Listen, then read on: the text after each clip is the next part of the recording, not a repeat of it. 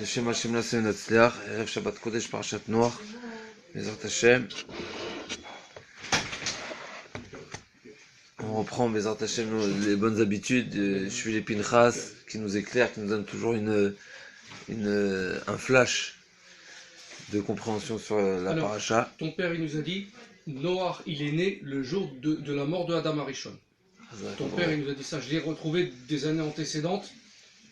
Noach c'est 58, Adam c'est 45, Italer, Hachem il allait avec Noach, Hachem c'est 13, c'est Had, 45 et 13, 58. Donc Noach, c'est là le remez, là c'est le remez que Noach est venu après la disparition de Adam Arishon. Le jour du départ de Adam Arishon, Noach il est né. Et quand est-ce qu'il est niftar? Il avait, je me souviens pas. Et quand il est niftar, Avraham Avinu il avait un bon ridouche, c'est aussi rapporté il avait 58 ans. Okay. Encore une fois, donc on retrouve le chiffre 58 qui est la valeur numérique de Chen. Parce qu'il y avait le Chen. Waouh, c'est ce que tu dois dire là. On va voir, ça c'est le Rav qui nous le dit. On va commencer d'abord par le premier pasouk avec le Rashi et on va voir mettre cette comparaison qui est très intéressante dans la paracha qui est Ramouz dans le premier pasouk. Donc comme la Torah nous dit, elle est toldot Noach, ish tzadik tamim, haya bedorotav, et Elohim italech Noach. Donc là, la Torah nous témoigne la grandeur de cet homme-là qui est tzadik tamim, et Elohim italech Noach. Alors c'est très intéressant qu'on peut déjà remarquer, et Elohim italech Noach. C'est incroyable, les devants. Alors ça c'est pour Avraham Avinu. Mais Italer, c'est qu'il le protégeait, il allait de Italer. D'après le commentaire, il le protégeait. Et Elohim Teler Noir, c'est que Noir suivait le Hachem. C'est ça, c'est qu'Hachem était devant. Hachem était devant, Chazak, excuse-moi. Mais chez Avraham Avinu, non, c'est Italer les Fanaï. Devant moi. C'est lui qui devançait. Non, parce que lui, alors, le commentaire, il dit bien, parce que les cohortes de Noir, on l'a vu après, il s'est saoulé, machin, etc. C'est un tzaddik, il n'était pas voleur, le Gilouarod, il faisait pas, il trichait pas, il mentait pas, il avait Hachem dans la tête. Ça, c'est un hen, c'est tzaddik de retard. C'est pour ça que, mais Hachem, il avait peur qu'il sinon il n'y a plus de monde. Il y a plus de monde, il n'y a plus de tension. Il avait la protection. Il avait la protection d'Hachem. C'est pour ça Italer, c'est le 13, c'est le Ehad. C'est ça le Ehad qui est devant lui. Chazak. C'est ça le Ehad de 45 plus 13. C'est le Gilgoul de Adam Arishon, mais il faut qu'Hachem il soit là pour pas qu'il tombe.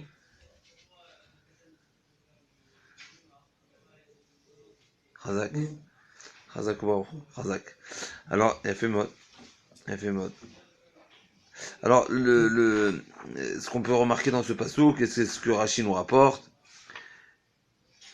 Tzadik Tamim Haya Bedorotav. La Torah nous précise Bedorotav, c'est-à-dire que il a été juste dans ses générations. D'ailleurs, c'est un pluriel, ça aussi c'est une remarque, et on n'a pas dit Bedoro, on a dit Bedorotav. Alors, c'est peut-être pas une question à pipchat parce que les dorotes ils sont souvent au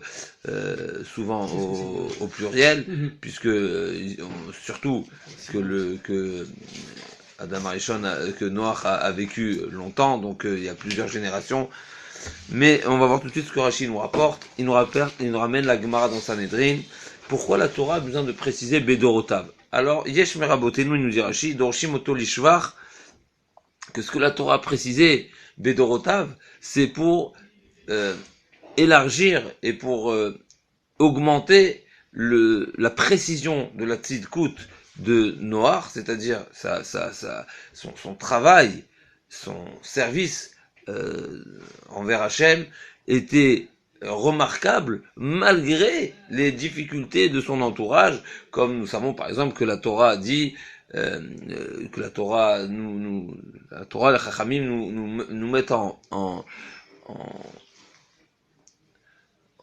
une fois en shvach, Italer Noach. Oui, je t'écoute. Que Rivka Imenu, malgré qu'elle a grandi dans une maison de Rechaim, avec Lavan et Bethuel, quand même, elle était tzadika.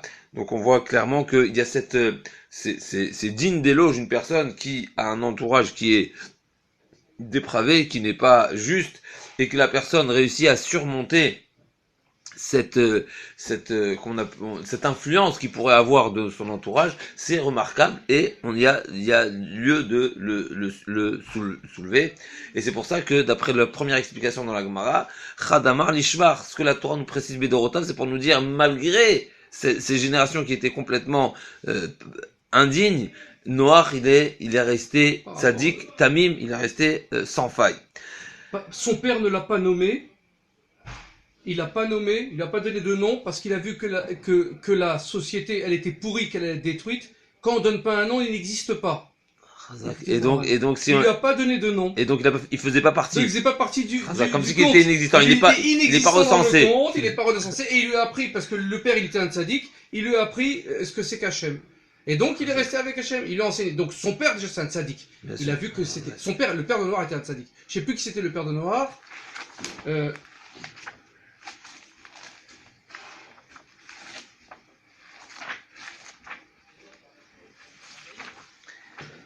Chanor. C'est Chanor qui est ça. Metouchélar, excusez-moi. Metouchélar. C'est l'homme. Vaïtale Chanor et Elohim. Excuse-moi, j'ai pas de bêtises. L'émer. D'accord. L'émer, pardon. D'accord. J'ai sauté un passouk. L'émer. L'émer, c'est le père de Noach. Et l'émer, c'est les acrostiches de Meler. Chazak. Ok. Donc c'est l'émer. Metouchélar, c'est son père. Il y a Chanor, Metouchélar, l'émer. D'accord. Donc première interprétation de cette précision dans le passouk Bédorotav, c'est pour nous dire encore une fois que malgré sa génération, il est quand même resté juste. Deuxième interprétation. On dit que le tzaddik, il est hors le monde. Il est hors le monde. Et Noach, il n'a pas de nom. Tu le savais ça, que Noach, il n'avait pas été nommé par son père. Alors, le pshuto chez le Mikra, si on traduit littéralement, c'est Vaikra et Shemo Noach.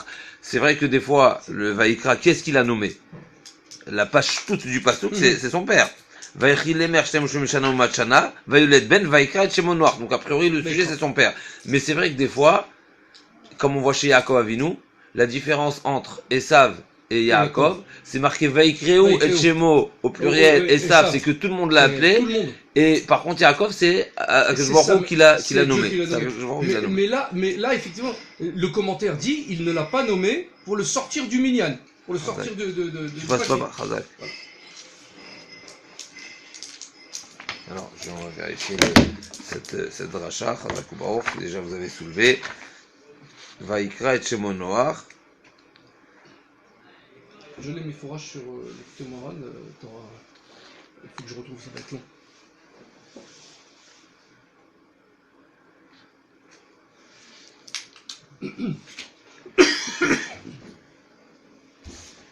Non, alors je vois pas c'est pas, a priori c'est pas une Gemara ou un Midrash, mais j'entends le Chidouche, Chazak Baruch.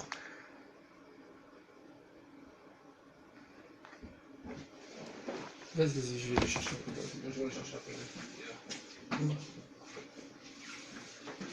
Je vais te trouver après. Deuxième explication dans la Gemara, et la Gemara elle continue. Donc c'est un shvar, donc c'est pour davantage le mettre en relief, Razak. Chez Iloya Bedor Tzadiki, mais Tzadikioter. À plus forte raison que s'il avait un entourage qui était favorable, il aurait été encore plus tzaddik. Veyesh et Dorshim Lignai. Par contre, il y a une deuxième interprétation que Bémet, la Torah ici vient nous sous-entendre, quelque part, et nous limiter, si on veut, le niveau de tzidkout, et c'est pour nous dire seulement que sa tzidkout, elle était relative à sa génération. Les filles de roi, il y a tzaddik, seulement selon sa génération. Vilwa yavdor shevar mavinu, lo aya nershav le kloum. Et là, c'est très fort, comme on peut soulever. Lo aya nershav le kloum, il aurait été rien du tout. Insignifiant les gambres. Et ça, c'est Bémet, c'est quelque part, c'est un vrai gnaï. Ça veut dire que Bémet, par rapport à la tzidkout de Avram Avinu, il est insignifiant noir, et Bémet, on peut dire, c'est réellement un Ignaï. La question qu'on peut se poser, on va juste ajouter à ça, Bémet, la différence qu'on pourra trouver dans la Mishnah. D'abord, on se doit de reconnaître la grandeur de Noir, puisque c'est marqué que c'est grâce à Noir que le monde a été sauvé. Oui, il y a aussi Ménoir, et c'est à cause de lui que les eaux c'est vrai que Chazak, on y arrive tout de suite. Alors justement, c'est exactement Chazak ou Baruch, c'est clair que il y a un reproche qui a été. Voilà, je l'ai trouvé. Zohar. כשהדינים חס ושלום גוברים על האדם, אין למתפלל עבורו להזכיר שמו שלא יתגבר הדין. Un homme, il ne faut pas qu'un homme il mette son nom en avant, חס ושלום, il faut quelqu'un d'autre qui prie pour lui. חומות דעיתא בעין בזוהר נון נוח, סמ"ט l'écouter de Harizal, parachet Bereshit. Chez Noach, lo kara lo haviv shem ba'et ledato, mishum shaya az haolam bedinim. Donc c'est le Harizal, le voilà. Mais là, la Kouf Dalet. Koufraïn Dalet. Koufraïn Dalet. Lis le doigt, ça va être plus rapide.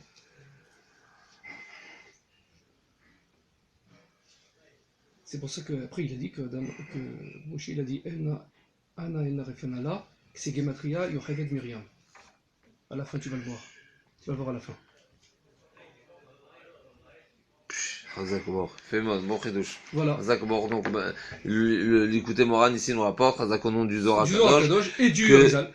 Du Harizal, pardon, ouais.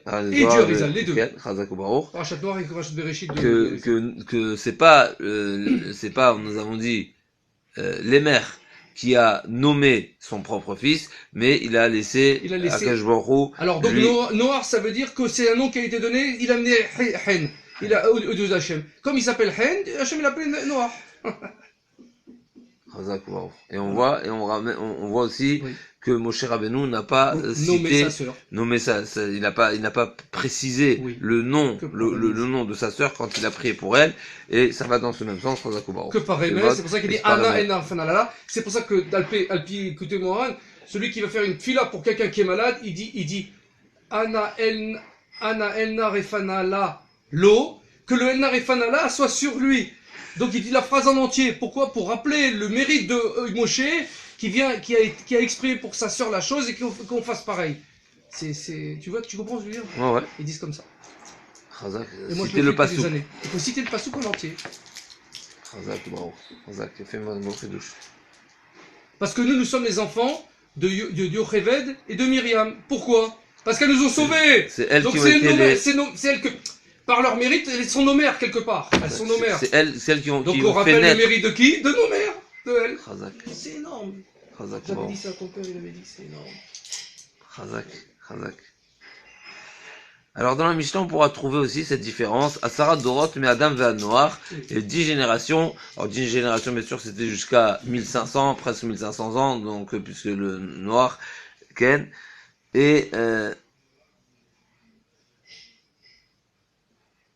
a dit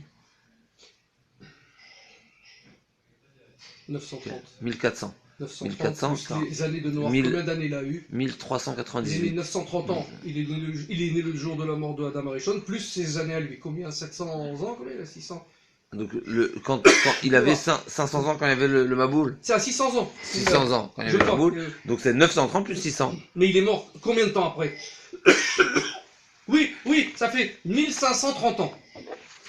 Ça ne va pas avec la date de naissance d'Avram Avinu. Date de naissance d'Avram Avinu. 1948. Avram Avinu. 1948, il est né Avram Avinu. 1948. Plus 58. Puisque tu m'as dit qu'il y avait 58 ans. Razak. Alors, voilà. Razak, c'est ça le compte. T'as compris l'histoire? Si je ne me trompe pas, hein. Je suis là, je veux pas. 950, il a vécu Noir. Voilà. Donc 950 plus 930. 900, ça fait 1800, 1980. Non, pardon. 1900. 930 plus combien tu me dis? 950. Voilà, pardon, merci là, 950. 1880. 1880. Or, ça marche pas. Avram Avinu, il est né en 1948. Donc on a une différence de... Il a pas vu alors. C'est pas possible. Non, c'est pas possible. Si. Puisque tu m'as dit qu'il a vu. 1980. 1880. 1880. 930 et 950, ça fait Donc 1880. ça va pas avec le... Ça va pas avec, avec les années de Abraham. Ça veut dire ça ne va pas avec le Midrash qu'il est né le jour de la ptira de Noah, de Adam Arisha. Peut-être alors, mais en tout cas... C'est-à-dire les deux ne vont pas ensemble, Razak. Non, en tout cas, c'est... j'ai l'impression, ça va. Il y a quelque chose qui va pas. Ok, on vérifiera ça. D'où ça va, okay. D'où ça va pas, je sais. Ok. En tout cas, si on va voir ce que le Rav nous dit, le Rav nous dit que ici que Noach est mort quand Avraham Avinu avait 58 ans. Ok, on va voir. Donc en tout cas, 1948 plus 58. Pardon. 1948 plus 58. 2016. Voilà. 2006. 2006, pardon. Ça fait 2006. Donc d'après, nous on est en train de dire que le calcul, a priori, il est, si Adam, Noah, il faut voir cette référence là, que Avraham Avinu est né en 1948, ça il faut le voir, il faut le trouver. Mais en tout cas, d'après ces données là, il y a quelque chose qui ne tourne pas. Okay. Il est mort quand Avraham, il avait 58 ans, la mort de... Donc, or, Avraham, il est né en 1948, c'est sûr et certain. Ça, je le sais. Ça, on l'a vu des dizaines de fois. Donc,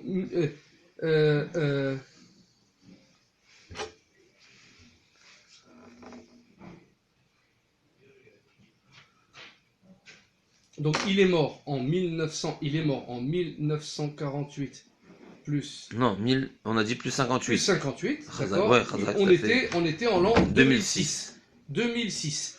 Donc 2006 moins 950 ans, moins 950, ça fait 1056. Donc il était né en 1056, ça c'est Noach qui était né, la naissance de Noach. La mort de Noach, c'est là. Donc il y a un écart, moins 930 ans, moins 930 ans de naissance de... Ça fait il y a 126 ans d'écart, il y a 126 ans d'écart avec Adam Arishon. Donc ça va pas. Au niveau du compte, ça va pas. Si on prend le fait que il est mort quand Abraham avait 58 ans. Voilà. Ça ne marcherait pas. Et si on dit, maintenant, laissons le 58, voilà. on va faire le compte différemment. Oui, s'il est né en l'an, s'il est né 930, puisque il a plus 950, ça fait 1880. 1880. Donc il serait mort en 1880, soit 58 ans avant la naissance d'Abraham. Avant la naissance d'Abraham. Voilà la différence. Non, pas 58 pour 58. Si. Non, 68. 1880. Ah oui, même plus que ça. 78. Même plus que ça. 48. Non, 48 moins 80. Attends, oui. 68. D'accord. 1880 moins 1948, c'est sûr et certain, ça fait 68 ans. 68 ans. Donc il y a 68 ans d'écart avec la naissance de Abraham. Voilà. Donc c'est où il est né, ou bien il est né 126 ans après Adam, ou il est né, ou il est mort 68 ans avant Abraham. Avant la naissance d'Abraham. Voilà. Donc on a un problème ici entre ces deux citations. Deux chitotes. Voilà. Donc, il faudra voir. D'accord. En tout cas, ce qui est intéressant, c'est que on voit dans cette Gemara de Sanhedrin que la Gemara cherche à faire une comparaison avec Avraham Avinu. Et là, c'est la question qu'on peut se poser. Pourquoi faire une comparaison avec Avraham Avinu? D'ailleurs, la Mishnah aussi nous l'a fait, cette comparaison, dans Avot. Oui. La Mishnah nous dit à Sarah Dorot, puisqu'il y a eu 10 générations. Donc, Noir, si on veut, c'est la finale, c'est le passage, ou si on veut, c'est c'est le fin d'une certaine, d'un certain temps, qui est 10 générations. Et Avraham Avinu aussi, c'est 10 générations après. D'ailleurs, juste un petit ridouche intéressant. Avraham Avinu, il est venu la 21e génération, et le Midrash, il dit, de même que toi, t'es 21, moi aussi, je suis 21. Akadosh Baruch Hu dit à Avraham Avinu, moi, ma valeur numérique du Shem, et c'est 21, et toi aussi tu es 21, puisque tu es la 21e génération. En tout cas, on voit quelque part que le Tana fait une certaine similitude ou une certaine comparaison entre les 10 générations qui se sont finalisées avec Noach et les 10 générations qui se sont finalisées avec... Et c'est quoi la différence? La Michel nous dit comme ça. Asara dorot madame va Noach l'odia, kamari rechapayim lefanav shkodot yomachsim vanimashi vialem maboul. 10 générations de Adam Noir pour nous raconter quoi? Combien que Baruch a été patient. Avec, et comment se sont finalisées ces 10 générations? Par le déluge. Par contre, il est aussi, si j'ai pas compris, c'est pourquoi il a été patient autant de temps. Puisque c'était une horreur. On voit 10 générations, Hachem il est patient. Il fait 10 générations. Et ensuite, encore à nouveau. Ensuite, Asara Dorot, Menoach, Vada, Avraham, Lodia, Kamer, Rapaim, les Fanat, Chouador, de Machisim, Baim, Otodavar. Ces 10 générations aussi, c'était catastrophique. Mais quoi? Hacheba, Avram Avinu, Vekibel, Srar, Kulam. Là, il y a une particularité, que c'est marqué que Avram Avinu a mérité d'empocher. Non, Nathan Srar Kulam. C'est lui qui a empoché tout le mérite de tous. Mais il a empêché aussi la destruction d'une partie du monde. Ça, on le voit pas. On le voit pas de cette manière. Mais peut-être différemment, puisqu'il a fait mériter tout le monde de reconnaître Hachem. Donc c'est une certaine manière où il a épargné, mais en leur enseignant la Torah. C'est-à-dire que c'est pas en leur enseignant la présence d'Akadosh Baruch Hu sur terre. Oui. Donc en tout cas, on voit clairement cette comparaison et ce parallèle qu'il y a entre d'une part Noach et d'une part Avraham Avinu. Et la question est de savoir justement pourquoi cette comparaison, pourquoi si on veut le point de référence entre qu'on viendrait comparer Noach à Avraham Avinu. Alors il nous dit comme ça le Rav.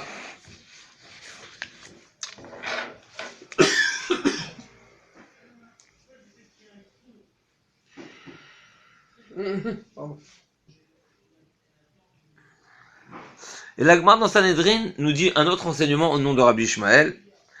Venoach matzachem b'nei Hashem. C'est marqué à la fin de la paracha de Bereshit. Qu'Akadosh Baruch Hu a dit Kinecham tike asitim. C'est marqué que quand les hommes se sont multipliés, Vayar Hashem ki rabba ra'at adam ba'aretz v'chol yetze marchevot libo ra'akra kol hayom. Akadosh Baruch Hu a, si on veut, a remarqué, a vu, c'est-à-dire qu'il a c'est pas une constatation, parce que Hachem il sait tout, mais ça veut dire qu'il a porté son œil sur la situation mondiale, et Akadosh Baruch Hu a vu que l'homme n'était qu'à la recherche du mal. Kol marchevot libo rakra kol hayom, son intérêt, sa recherche, sa préoccupation est seulement le mal. Vainachem Hashem qui a cet Adam itaseve libo. Et sur ça, à la fin, c'est marqué, Venoach matzachem ben Hashem. D'ici, Rabbi Ishmael interprète ce pasouk, que ça voudrait dire que Béhémet, même Noach, était dans le même bateau. À savoir, c'est le cas de le dire, même Noach, Nertam Gzardino, lui aussi il aurait dû passer, et lui aussi il aurait dû faire partie de ceux qui ont péri pendant le déluge. Mais, Noach Matzachen, il a trouvé grâce. C'est-à-dire, c'est ce qu'on a vu pour les mères qui ne l'a pas appelé, parce qu'il a vu que son fils, il aurait été dans le nombre s'il avait été nommé. Chazak. Alors il n'a pas nommé. Ça veut dire il a dit c'est pas possible qu'il tombe pas dans cette génération. Donc ça veut dire que sa tzidkout, ça veut dire que son niveau n'était pas suffisant. C'est pas de lui. C'est grâce à son père qu'il l'a pas nommé et grâce à Dieu qu'il a gardé. Donc il n'était pas suffisant pour être protégé. Alors pourquoi oui qu'est-ce qu'il a sauvé? C'est le chen. Le chen, il a trouvé grâce. C'est quoi le chen? Il nous dit Rachid, c'est quoi le chen? Qui est-ce qui mérite ce chen? Cette grâce? C'est quoi la grâce? Alors la grâce, je peux avoir l'écoute morale, c'est la Torah Aleph. C'est la Torah Aleph du l'écoute morale, le chen.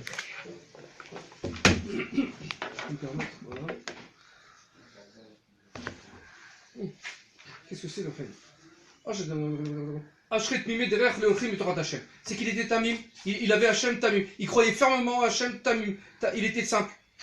C'est la foi du charbonnier, simple. Voilà, j'ai pas de darak de tilim. Darak elle était la Torah, n'est qu'avec la tefilot, avec Hachem Vienu.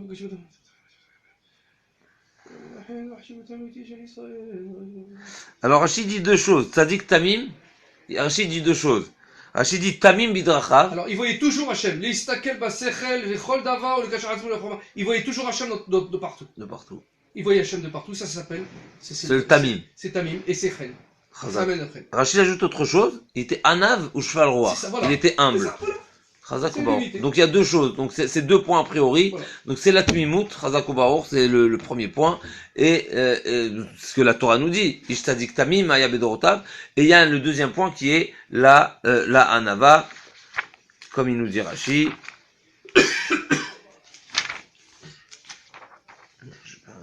On voit qu'il a eu du mal à faire le bateau, à construire la terre.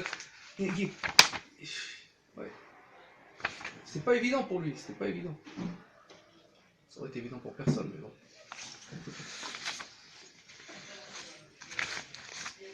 Donc ça c'est encore une fois c'est les deux explications, donc on revient, on a deux explications, est-ce que Bedorotav c'est les Gnaï ou c'est les Shvar, est-ce que c'est pour mettre en avant des éloges, la petite coute de Noach, ou bien au contraire c'est pour limiter, relativiser exactement son niveau par rapport au dor d'Avraham. En vérité il avait les deux, pour moi il avait les deux, il était par rapport à la génération, c'est sûr que c'était un grand sadique par rapport à la génération, et il était un peu sadique, il était humble. On peut dire qu'un homme humble, c'est déjà, c'est écoute, parce que c'est quoi? C'est reconnaître qu'Hachem il est dans tout. C'est clair, mais au final, l'action et au final, s'il était au temps de Abraham Avinu, il aurait été quoi? Rien. Donc on limite quelque part. On l'a limité. Mais d'après le premier avis, s'il était au temps d'Abraham Avinu, à plus forte raison. À plus forte raison. Voilà. Mais ça, on sait pas là. Ça, on sait pas. Parce que c'est Bien sûr, c'est entre les mains d'Hachem, c'est clair. Voilà, ça, on sait pas. La question qui est posée par plusieurs Mefarshim, c'est pourquoi Hachem, et pour continuer dans ce même élan, Rabbi Ishmael nous dit, Tanen Rabbi Ishmael, que Noach aussi, Noach Matzachen, si la Torah nous a précisé que la raison pour laquelle Akshbaruch a sauvé Noach, c'est parce qu'il a trouvé grâce, a priori, la grâce, c'est pas du jugement, c'est une autre catégorie. C'est-à-dire, ce qu'il a été sauvé, c'est parce qu'il lui trouve grâce. Mais est-ce qu'il est juste? Est-ce qu'il est suffisamment méritant? Non. C'est pas juste.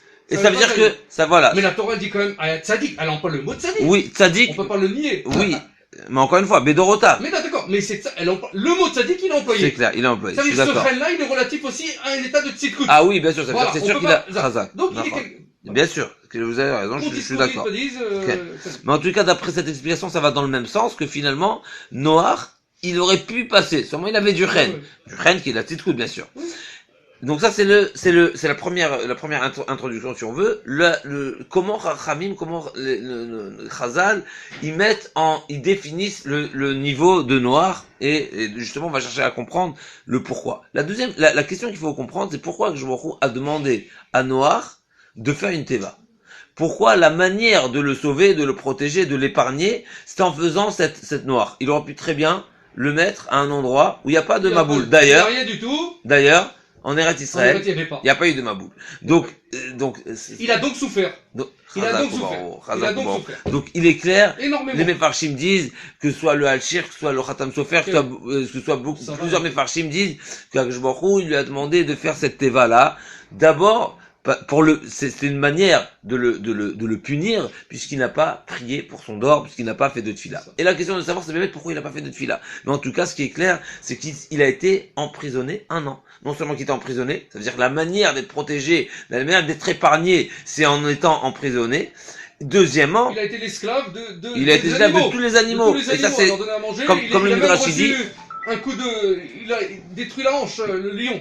Comme il dit le Midrash, que pendant une année, il n'a pas dormi, il n'a pas pu dormir puisqu'il était complètement au service des animaux pour les protéger. Donc, on voit quelque part qu'il y a cette particularité. Encore une fois, ça va dans ce sens-là où on voit clairement que c'est dans le même sens, mais c'est pas exactement pareil, mais on voit qu'il y a encore une fois on a localisé, si on veut, où on a trouvé une expression du désaccord d'Akadosh Baruch Hu envers Noach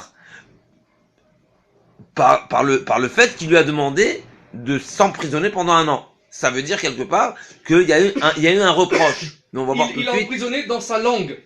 Pourquoi? Parce que les dimensions de la Teva, la Vacham, ton père lui a dit, 300 mètres c'est Shin, le Lamed c'est 30, la hauteur, les 50 c'est le Nun, c'est la largeur, le 50 ça fait la Shon. Parce qu'il n'a pas ouvert sa bouche, Chazak Baruch, bon chidouche. Chidouche, Lachon à Lachon. Chazak Baruch. Il a dû payer dans la Teva. Dans la Teva. Chazak Baruch, bon chidouche. 300 de long, 50 de large et 30 de haut. Rabbi Yaakov versé, Chazak Baruch. Il fait un bon chidouche. Il fait mode. Donc clairement, on voit que Chachamim nous met en évidence ce reproche-là que Noach n'a pas prié, n'a pas demandé. La question c'est de savoir bien pourquoi il n'a pas prié. C'est ça. Alors il y a un chidouche qui va nous donner une direction de cette. Mais ce qu'il faut savoir encore une fois, c'est qu'il ne faut pas oublier que Noach, on lui est reconnaissant d'abord parce que c'est lui qui a sauvé le monde, mais en plus Akadosh Baruch Hu a reconnu cet effort-là qu'il a fourni pendant 1 an, et c'est à la sortie de la Teva que Noach a eu cette autorisation de consommer de la viande. De la viande ou du poisson, du vivant. Okay. C'est-à-dire que avant Noach, on ne consommait on était des végétariens. Non, parce qu'il disait pourtant qu'il mangeait un animal vivant. Ils arrachaient l'amande vivante. Ton père nous a expliqué ça, là, Shalom. Qu'ils arrachaient. Il n'y avait pas d'autorisation. Oui, mais c'était assourd. Oui, mais il mangeait donc de la viande. Oui, je veux dire par rapport à est-ce que c'était moutard ou assourd. Je dis avant Noach, c'était interdit de manger de la viande. D'après certains, on pouvait la manger une fois qu'elle est morte, mais en tout cas pas la tuer pour manger. Ah voilà. Ah d'accord. Ah ça je savais pas. Voilà, ça c'est d'après une certaine explication, on pouvait la manger une fois qu'elle est morte. En tout cas, de la shriter pour notre propre profit, ça c'était interdit. Ah d'accord. Donc une évela on pouvait tuer et on pouvait manger, une tréfa il y a qu'on pouvait, mais en tous les cas, on pouvait pas tuer. À la sortie de la Teva, Akjwahu dit à Noach, Morachem vechitechem ye alcool chayataret. Donc vous aurez le dessus, si on veut, et l'autorisation de consommer la viande. Donc c'est clair que ça lui a été reconnaissant. Ce que Noach s'est occupé de toutes les bêtes, ça lui a été reconnaissant. Mais finalement, il y a quand même cette facette de punition, puisque pendant 1 an, il était au service des animaux. Alors, pour arriver à donner cette belle explication que le Rav va nous présenter, il nous ramène la Gemara qui nous dit, une Gemara qui est qui demande des explications.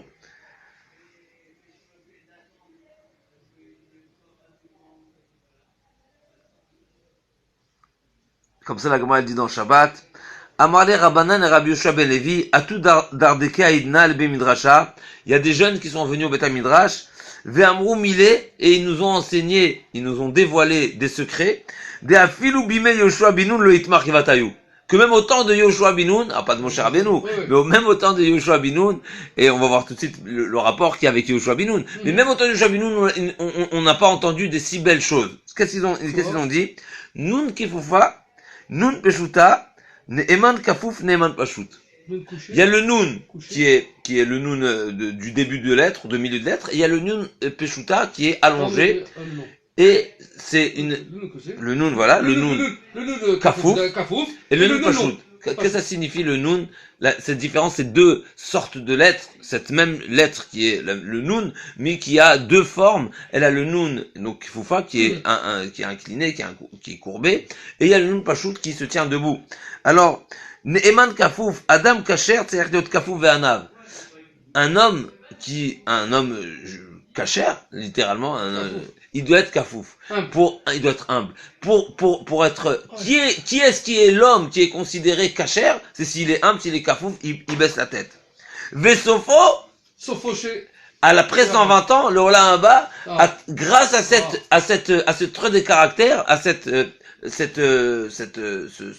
manière de vivre, d'être, alors il méritera, après 120 ans, d'être Nun Pashut, c'est-à-dire de se tenir debout. Liot Pashut vekafouf l'olam haba, il pourra lever la tête là-haut. D'ailleurs, ça nous rappelle la Gemara qui nous dit que Olam Afuch Raitisham, c'est-à-dire que le Olam Haba, il est complètement l'opposé de ce qui se passe, de ce qui est visible ici à l'œil nu. C'est ceux qui sont ici, ils paraissent en haut, là-haut ils sont en bas, et ceux qui sont en bas ici, ils paraissent là-haut Olam Haemed, ils sont au premier rang. Et Bémet, ça montre que celui qui s'est préparé ici, et il a baissé la tête, il s'est incliné, alors là-haut, il aura ce mérite, cette possibilité d'être au premier rang et d'être d'avoir la tête haute, ça veut dire qu'il n'aura pas honte de sa propre personne, c'est ce que ça veut dire. Parce qu'une personne qui a honte, il baisse la tête. Donc s'il a la tête haute, ça veut dire qu'il n'a pas honte. Et bon, Hachem, il a eu honte ici, il a payé ici, il s'est plié, il a été au ver al midotav, il était anav,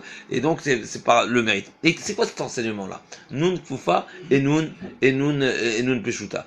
Quand est-ce que, Bémet, la question elle est de savoir quand est-ce que on a l'obligation et la recommandation d'être humble et quand est-ce que non. Alors ce qu'il faut savoir, c'est qu'il y a un moment, un endroit, une situation, pardon, un contexte dans lequel on n'a pas le droit d'être anav.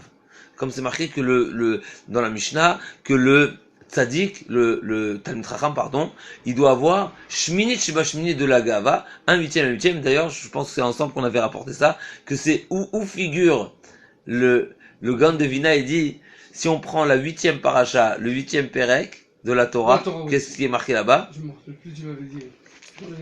On prend la 8e paracha, donc c'est paracha Bereshit, Noach, Lech Lecha, Vayera, Chaesara, Toldot, Vaïtse, Vaïshlach, parachat Vaïshlach. Okay? Si on prend Vaïshlach, le 8e pasouk de parachat Vaïshlach, qui est-ce qui parle? C'est Yaakov Avinu qui parle, et qu'est-ce qu'il dit?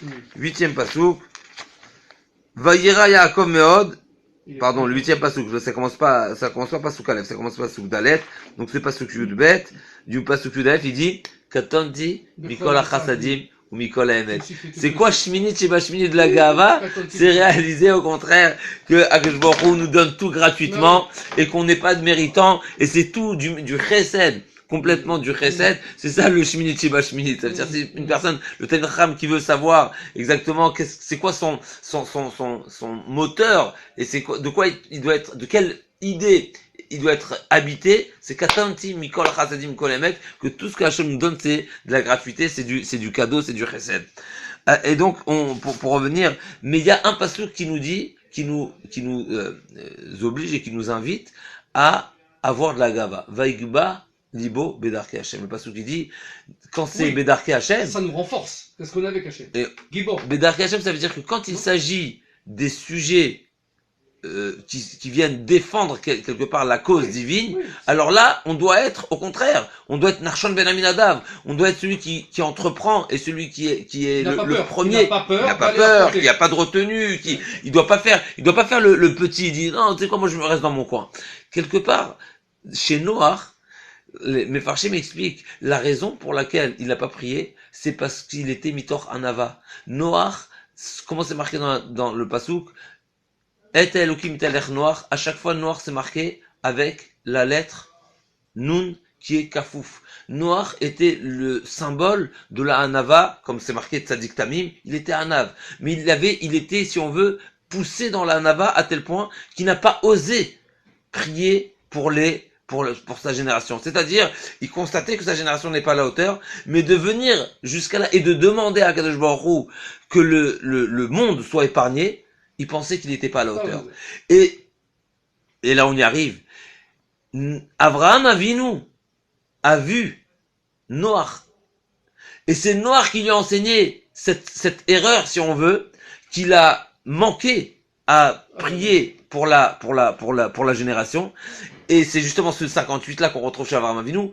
C'est-à-dire que quand Avraham Avinu quand Noach a vu Avraham Avinu, c'est pas seulement qu'il a vu et qu'il a vu 58 ans, mais c'est qu'il lui a enseigné le message à travers son nom. Il dit, sache, moi je m'appelle Noach, mais mon nom il est comment? Mon nom, il est kafouf. Toi, tu sais ce qu'il faut avoir? Matzachen. Il faut que tu sois Matzachen. Il faut un nun kafouf. Il faut un nun pachout, pardon. Il faut que, dans certaines conditions, il faut pas être trop humble. Et au contraire. Kafouf. Il a pas été devant les gens. Il a pas été devant. Et donc, il a enseigné à Avraham Avinu. Et là, on va ajouter un midrash que le Rav ne rapporte pas ici, mais c'est marqué que Avraham Avinu, il a été chez Shem. Il lui a demandé, par quel mérite, ce midrash. Aussi vieux, non, par quel mérite Noach a résisté au Maboul? C'est quoi son mérite? Le Midrash, c'est ce qu'il dit le Midrash? C'est par le mérite qu'il s'est occupé des bêtes. Donc c'est un Midrash qui va pas comme le premier Midrash. On est en train de dire au contraire, peut-être Akadosh Baruch Hu lui a offert cette mitzvah, et c'est à travers cette mitzvah qu'il a mérité d'être épargné. D'où Avraham Avinu a, encore une fois, donc ça va dans le même sens. Avraham Avinu, si on veut, son repère, c'était Noach. Premièrement, parce que le Midrash dit explicitement que Noach que Abraham Avinu s'est intéressé à savoir quelle a été la mitzvah, si on veut, qu'est-ce qu'il a fait Noach pour atteindre? Pour être méritant. Réponse, il a fait du chesed. Qu'est-ce qu'il a décidé Abraham Avinu? Olam chesed ibané. De quelle manière? C'est grâce à ça. Aux hommes. Grâce à ça, ça veut dire que Abraham Avinu, il s'est interrogé. Il voulait savoir de quelle manière mériter et faire mériter toute l'humanité. Tu sais comment? Chesed. Qu'est-ce qu'il a fait? Vaïta Eshel Biver Sheva. Qu'est-ce qu'il a fait Abraham Avinu? De quelle manière? Il y a plusieurs manières d'enseigner la philosophie. La philosophie juive, la reconnaissance d'Akadosh Baruch Hu. Mais Abraham Avinu, de quelle manière il a choisi d'inculquer la Emouna? De quelle manière? Vaïta Eshel. Il a ouvert des restos du cœur. Ce serait pas peut-être, restos du cœur. Parce que la Emouna, c'est dans le lèvre. Donc c'est grâce à la restauration que Abraham Avinu a trouvé le moyen de faire réaliser à la personne que Akadosh Baruch Hu est le créateur, qu'Akadosh Baruch Hu nous donne tout entre les mains et qu'Akadosh Baruch Hu c'est lui à qui il faut remercier. Donc en tous les cas, qu'est-ce qui lui a soufflé, si on veut, ce message-là? C'est par Noach. Alors, ça c'est le Midrash explicite, mais là ce que le Rav nous dit, c'est que c'est Noach lui-même qui est venu dire à Abraham Avinu, sache que j'ai pas prié pour ma génération, toi ne fais pas pareil, et au contraire, et cette azout, et cette gaava bedarke Hashem, d'aller et de demander la rachamim d'Akadosh Baruch Hu, et de prier pour ta génération, même dans le cas où la génération Bémet, elle est, a priori, on peut se désespérer de toute flamme de vie, eh ben, il faut quand même prier, et on voit que Abraham Avinu, bien sûr, il a suivi ce derrière-là, et il a été jusqu'à prier pour les Anshe Sedom, Va'amora, qui étaient complètement dévoyés. Alors donc il a été voir Malki Tzedek, Shem, Malki Tzedek, Shem, Mechil a dit Malki Tzedek, Shem. Donc ça veut dire qu'il n'a pas connu Abraham. Il a fait mode. D'après ce midrash-là, en tous les cas, il aurait... Sinon, il serait parti le voir directement. Ou bien c'est après. Donc on est dans le cadre de qu'il est né 68 ans après. Chazak. Ou bien qu'il est parti voir Shem, mais ça veut dire que Noach lui aurait pas dévoilé directement. Pourquoi il ne dévoile pas? Chazak, j'entends. Ça veut dire peut-être Noach, j'entends. À moins qu'il s'en fiche, qu'il est retombé dans son union de selfish. Ouais, ça c'est un petit peu... Non, mais c'est un peu compliqué. Voilà. Parce qu'il a dit, comment t'as réussi à... Non, il a dit, j'ai fait... Peut-être qu'il savait pas. Peut-être qu'il savait pas, voilà. Peut-être c'est Shem qui a eu cette révélation après. C'est lui qui a la révélation après. Chazak. Clairement. Alors, on est encore dans le flou. Ouais, on est dans le flou. D'accord. Ok, d'accord. Et là, on va trouver une Gemara, encore une fois, qui complète cette notion-là de Anava, qui est des fois mal placée. Et la Gemara nous... Au lieu d'être... des fois, il faut être Gibor. Des fois, il faut un Nun Pachout. Des fois, il faut se tenir debout. Et où on voit ça dans la Torah, ni plus ni moins, chez Yoshua bin Nun. Yoshua bin Nun, et là on revient, bin Nun. Il a fait mode, lui, il a les deux Nun. Il a le Nun. Avant, il était Kafouf. Il était devant Moshe, il avait les tables, et après, il est devenu Gibor. Et là, on va voir que la Gemara nous dévoile quelque chose de très fort. C'est marqué que les Ekenim du temps de Yoshua bin Nun, ils n'ont pas mérité Arichut Yamim. Pourquoi ils n'ont pas mérité la longue vie? Les Ekenim, encore une fois, la Gemara nous dit, les Ekenim du temps de Yoshua bin Nun, ils n'ont pas mérité la longue vie. Pourquoi? Parce que lo ispidu auto karaoui. Ils n'ont pas été maspid auto, comme on dit, ils n'ont pas fait, il a fait de espède. Après c'est, d'oraison funèbre. Ils n'ont pas fait d'oraison funèbre selon sa dimension. Et pourquoi ils n'ont pas fait selon sa dimension? À qui? Yoshua bin Nun. Ah, d'accord. Okay. Pourquoi ils n'ont pas fait? L'explication est comme ça. C'est marqué que Moshe Rabbeinu, Moshe peut-être. Chazak Ubaor. Et Moshe Rabbeinu, c'est quoi sa mida? Lui, c'est le soleil, l'autre la lune. Il a fait la mida de Moshe Rabbeinu, c'était quoi? Anava. Et Yoshua bin Nun, de quelle manière il a dirigé le clan d'Israël? Anava, on n'a pas beaucoup de... Avec le bâton. Mais qui est-ce qui lui a dit de prendre le bâton? Moshe Rabbeinu, ni plus ni moins. C'est-à-dire, Moshe Rabbeinu a dit à Yoshua bin Nun, qui a ta vie et ta amazé, il dit le passou, c'est toi qui les amèneras. Oui. C'est quoi ta vie? Tu les amèneras, c'est que tu les obligeras. Chazak, ils veulent pas prendre le bâton et t'appeler. J'ai compris. quelque part, Yoshua Binoun, c'est quoi son caractère, c'est quoi, pas son caractère, mais oui, sa personnalité. Elle était de quel mida? Nun Kefoufa. Il était un âme total. C'était le vrai Talmud de Moshe Rabbeinu. Yoshua Binoun nar le hamishmitoch haoel. C'était, au contraire, c'était celui qui s'est soumis totalement à la grandeur de Moshe Rabbeinu. Non seulement, il était remarquable par ce comportement. À la fin de ses jours, Moshe Rabbeinu dit à Yoshua Binoun, tu sais quoi? Enlève, redresse ton noun. Et là, tu vas prendre le bâton. D'ailleurs, le bâton, c'est Mesamel le noun. Ve'achal kod kodam, comment on va dire, dans le pasouk, à la fin de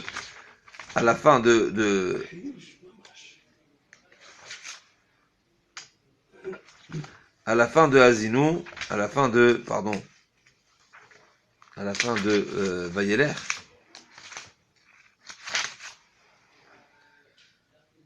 Vaitzav et Yoshua Binoun, Vayomer Chazak ve'mat sois fort, qui ata taviet ben Israël arat Hashem shvatim vanochi yeimach. C'est incroyable. Donc, ici, il y a une, Akadosh Baruch Hu dit à Yoshua Binoun, Chazak ve'mat, mais ça c'est c'est le passage d'avant.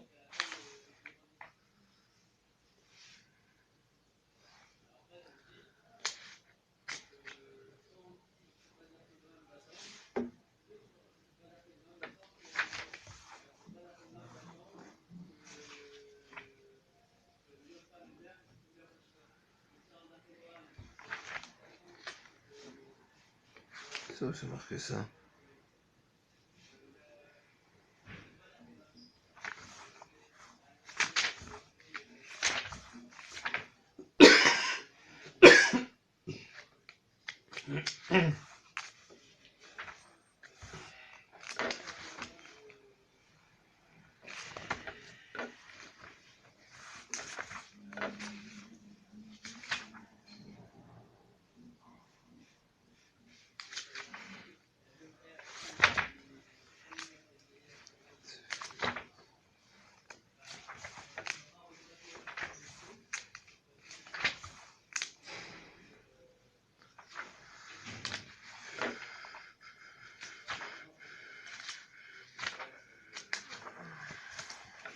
Où c'est marqué ça?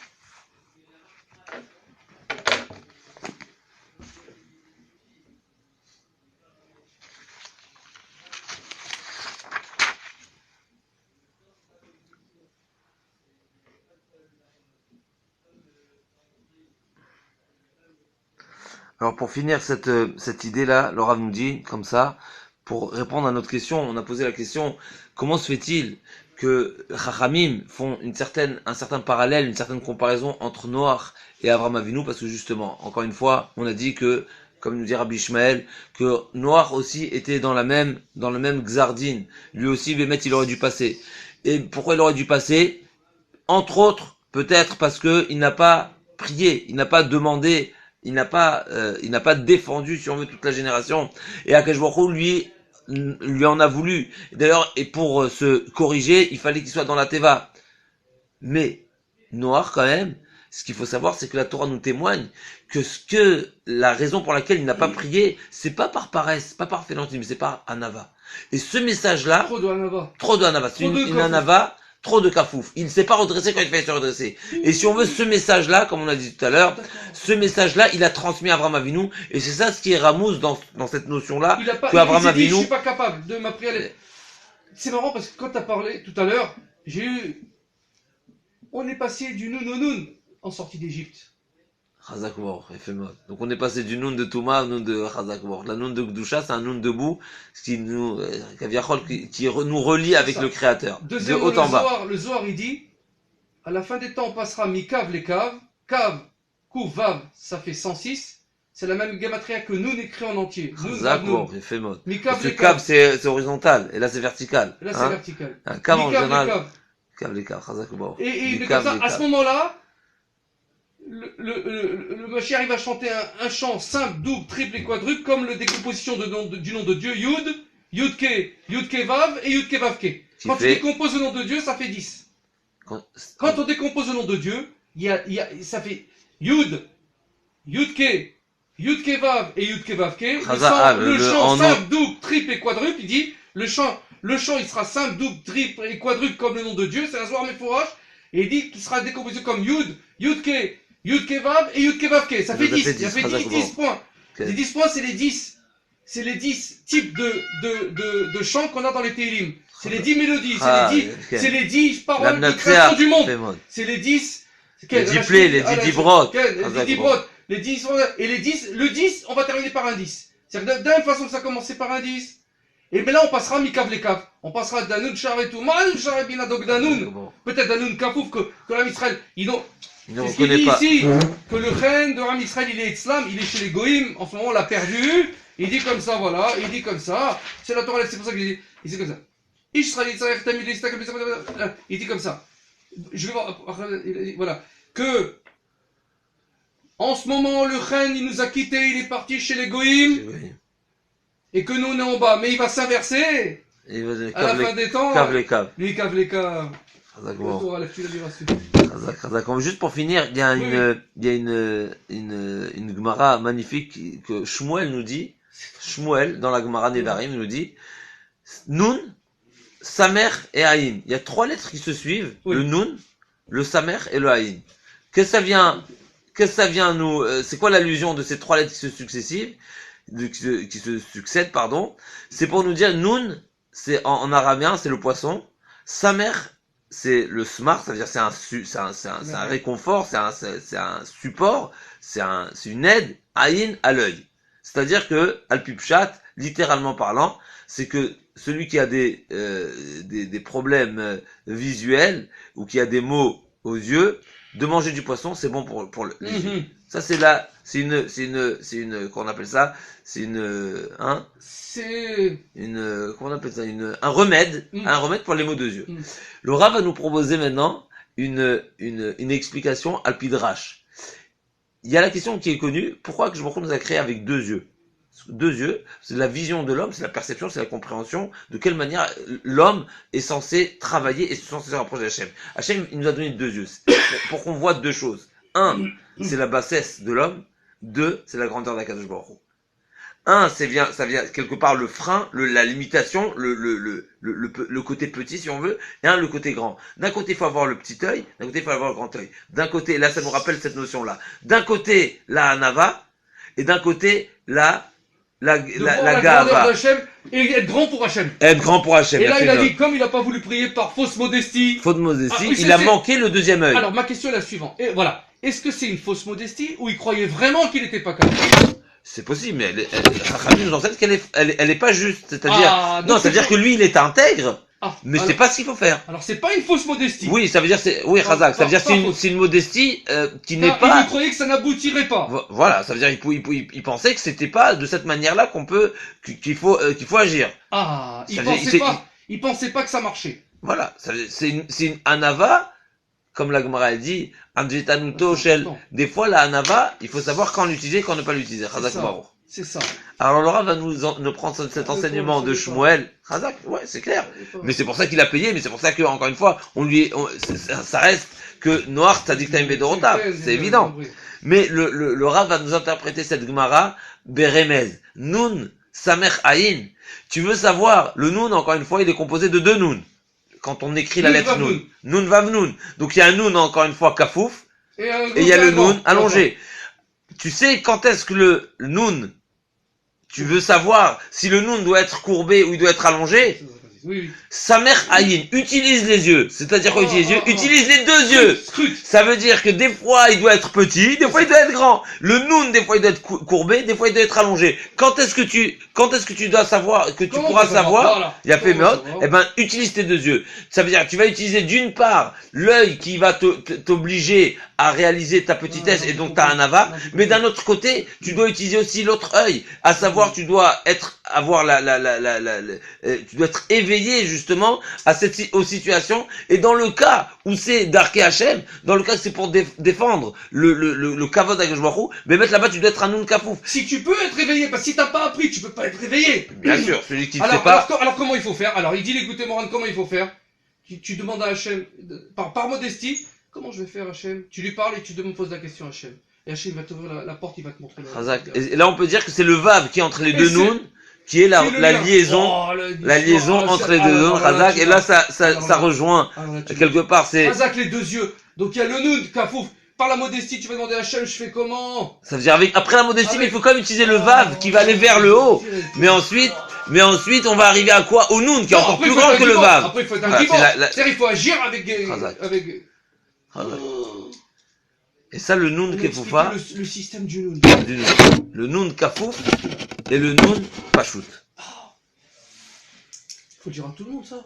Ah, c'est un bon chidouche. Noun venoun. Le noun s'appelle noun venoun en vérité. Le noun s'appelle noun venoun. Quand on dit noun, on dit noun venoun. Et si on veut aller plus loin, c'est ce que le Ravi rapporte aussi, qui est le symbole du noun et du noun? Yoshua Binoun. C'est Yoshua Binoun. Yoshua Binoun, c'est celui qui a réussi à se transformer et à utiliser à bon escient ce noun pachout qui est allongé quand il fallait. C'est-à-dire malgré son noun kafouf du départ. Et d'ailleurs, Yoshua bin Noun. Le Khatam Sofer dit, oui, mais il y a le bin. C'est marqué un ou, il y a un yud dans la... Non, le Khatam Sofer il explique que c'est quoi Yoshua bin Noun. Bin, ça avait la shon Havana, c'est compréhension. Ah, les Havin. Yoshua nous enseigne le noun. C'est Yoshua qui nous enseigne le noun kafouf et le noun. Ah oui, comme ça il le voit. Khatam Sofer. Ils sont trop forts. Bon chidouche. Ah, c'est magnifique. Donc le chidouche, encore une fois pour conclure, le chidouche de la paracha, c'est savoir quand est-ce que la modestie elle est obligatoire et quand est-ce que la modestie elle est pas à bon escient. Quand est-ce qu'il faut des fois faire preuve d'orgueil. C'est qui le symbole? Qui est-ce qui nous enseigne ça? C'est Noach qui a enseigné à Avraham Avinu qu'on se doit et qu'on a la possibilité et qu'on se doit de prier même envers des Rechaim comme Sédom, et demander à Akadosh Baruch Hu la rachamim, et Akadosh Baruch Hu non seulement il écoute, mais il attend la tfila des tzadikim. Après, est-ce que c'est exaucé ou pas exaucé, ça c'est le cheshbon du bon Dieu. Mais Akadosh Baruch Hu, au contraire, il a partagé ce secret avec Avraham Avinu, qu'on va lire la semaine prochaine, qui est le projet de détruire Sodome et Gomorrha, justement pour l'inviter et l'initier à faire la tfila. Et c'est ce qu'Avraham Avinu il a fait. Mais encore une fois, qui est-ce qui a été l'enseignant de Avraham Avinu? Ni plus ni moins, c'est noir, d'après cette bête explication qu'on a vue. Razak Baruch.